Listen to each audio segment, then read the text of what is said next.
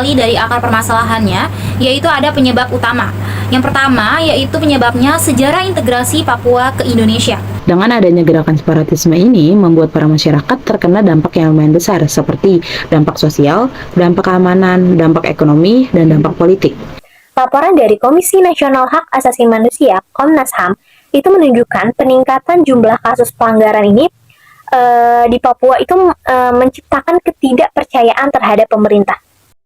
Sebuah channel YouTube bernama R2K, Unindra, membahas tentang separatisme di Papua.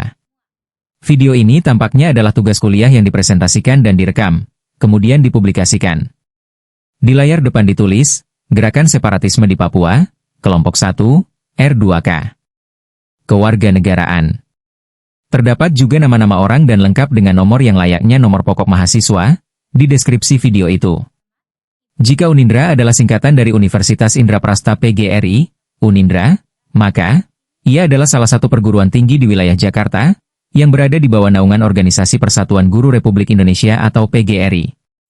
Dalam video ini, anak-anak muda itu mengilustrasikan separatisme di Papua dalam sesuatu yang mereka sebut dengan pohon masalah, yang kemudian mereka jelaskan secara bergantian, tentang pohon masalah di Papua. Berikut videonya. Assalamualaikum warahmatullahi wabarakatuh. Semangat pagi dan salam sejahtera untuk kita semua. Kepada yang terhormat, Ibu Dita Rosa Utami SPD MHUM, selaku dosen pengampu mata kuliah kewarganegaraan. Di sini izinkanlah kami dari kelompok 1 untuk mempresentasikan hasil diskusi kami mengenai gerakan separatisme di Papua. Sebelum itu, izinkan kami memperkenalkan diri dengan saya sendiri, Halimatus Saktia, selaku moderator, dan rekan-rekan saya yaitu ada Fani Puji Lestari, Fatima Azahra, Sipa Rusdiana, dan Febri Akdian Sulistiana. Baik, sebelum kami menjelaskan mengenai analisis pada gerakan separatisme di Papua, izinkan saya untuk menjelaskan terlebih dahulu mengenai ilustrasi gambar yang telah kelompok kami buat, yaitu berbentuk pohon masalah. Di mana teman-teman, pohon masalah ini merupakan visualisasi dan analisis sistematis yang membantu kita dalam memahami dan menganalisis hubungan sebab dan akibat, yang dimana akar dari pohon masalah tersebut kita ibaratkan sebagai penyebabnya. Lalu meningkat kita ke batang dan ranting itu kita ibaratkan sebagai dampaknya. Lalu meningkat lagi kepada dedaunan, kita ibaratkan sebagai pengaruh, baik itu pengaruh dalam bidang politik ekonomi, maupun pengaruh dalam bidang wilayah dan sosial budaya. Secara sederhananya teman-teman, pohon masalah ini itu membantu kita dalam identifikasi akar masalah, dan juga menjelaskan langkah-langkah yang lebih efektif. Dan pohon masalah ini itu adalah alat visual, yang dimana membantu kita dalam perencanaan, analisis, serta dalam pengambilan keputusan yang lebih baik. Selanjutnya masuk ke pembahasan analisis yang kita awali dari akar permasalahannya, yaitu ada penyebab utama. Yang pertama yaitu penyebabnya sejarah integrasi Papua ke Indonesia. Setelah Belanda hengkang dari Indonesia, Papua Barat saat itu disebut dengan Nugini Belanda dan masih tetap dikuasai oleh Belanda. Proses integrasinya ke Indonesia melalui PPRA atau Penentuan Pendapat Rakyat pada tahun 1969 dianggap tidak demokratis oleh sebagian masyarakat Papua dikarenakan hanya melibatkan sekitar 1.026 orang yang dipilih dan diduga mendapatkan tekanan. Maka hal ini menimbulkan ketidakpuasan yang berlarut-larut. Lalu penyebab yang kedua yaitu adanya ketimpangan ekonomi dan sosial. Meskipun Papua kaya akan sumber daya alam seperti emas, tembaga, dan hutan, banyak sekali masyarakat lokal yang tidak merasakan manfaat ekonomi tersebut. Dari tingkat kemiskinan dan keterbelakangan pembangunan di Papua masih tinggi dibandingkan dengan wilayah lain yang ada di Indonesia. Hal ini memperparah rasa ketidakadilan yang mereka rasakan. Selanjutnya, penyebab ketiga adalah diskriminasi dan rasisme yang dialami oleh warga Papua. Seringkali mereka menghadapi perlakuan yang tidak adil dan dipandang sebelah mata oleh sebagian kelompok masyarakat di wilayah lain Indonesia. Hal ini tentu saja menimbulkan rasa tidak dihargai dan memicu keinginan yang kuat untuk memisahkan diri dari NKRI. Penyebab yang keempat yaitu militerisasi dan pelanggaran HAM, yang dimana situasi di Papua juga diperkeruh dengan adanya militerisasi yang intensif. Kehadiran militer yang begitu kuat sayangnya seringkali diiringi dengan laporan-laporan pelanggaran hak asasi manusia Kekhawatiran dan ketidakamanan yang dirasakan oleh warga sipil akibat operasi keamanan ini menjadi pemicu utama munculnya perlawanan dan gerakan separatis. Penyebab kelima yaitu identitas budaya dan nasionalisme Papua. Tak bisa dipungkiri, banyak orang Papua memiliki identitas budaya dan etnis yang berbeda dengan mayoritas penduduk di wilayah Indonesia lainnya. Perasaan memiliki identitas yang unik ini, ditambah dengan sejarah dan pengalaman yang berbeda, menumbuhkan nasionalisme Papua. Mereka merasa berhak untuk menentukan nasib sendiri sebagai sebuah bangsa.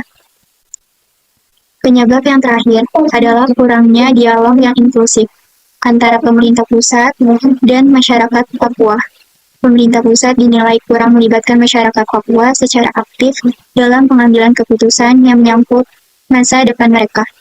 Keterlibatan yang buruk ini memperkuat keinginan sebagian kelompok untuk memperjuangkan kemerdekaan secara terpisah, karena mereka merasa suara dan aspirasi mereka tidak didengar.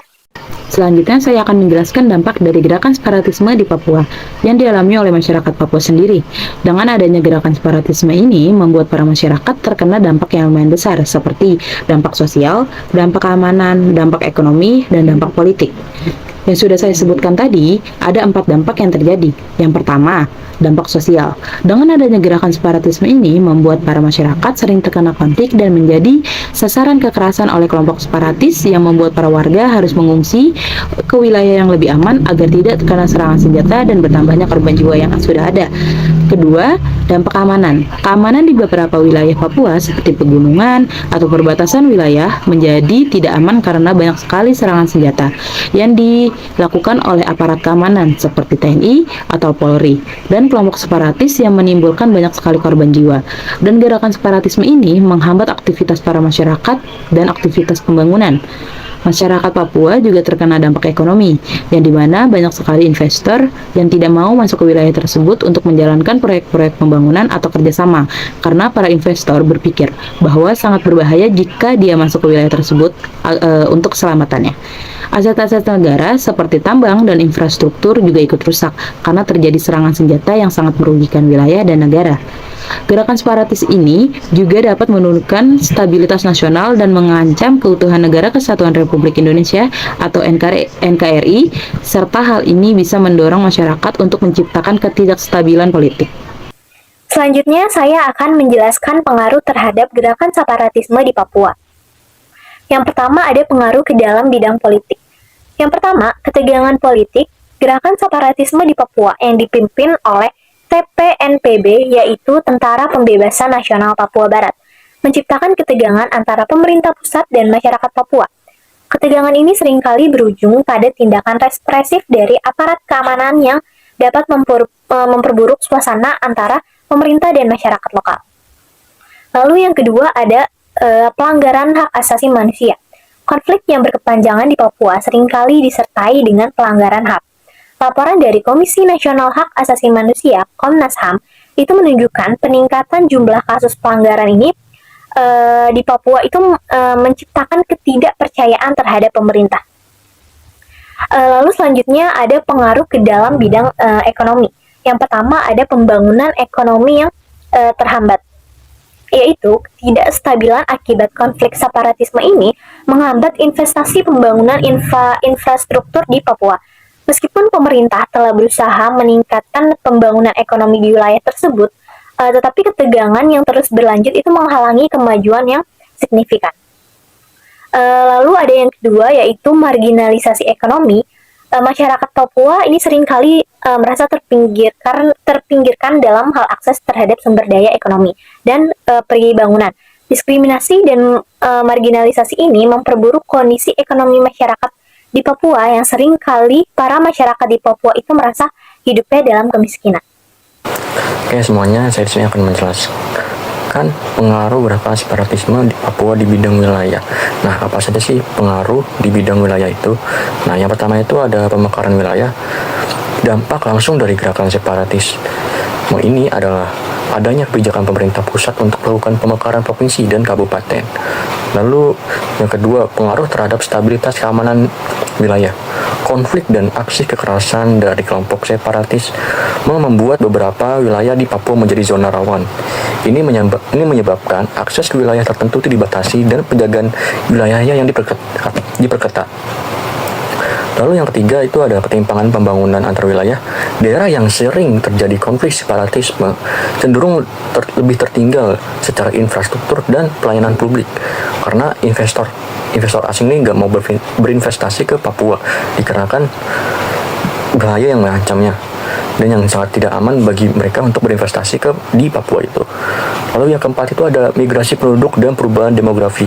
Konflik ini menyebabkan perpindahan penduduk dari wilayah konflik ke daerah yang lebih aman, yang mempengaruhi struktur sosial dan budaya tempat itu menjadi berubah gitu. Saya akan menjelaskan tentang pengaruh pada bidang sosial budaya.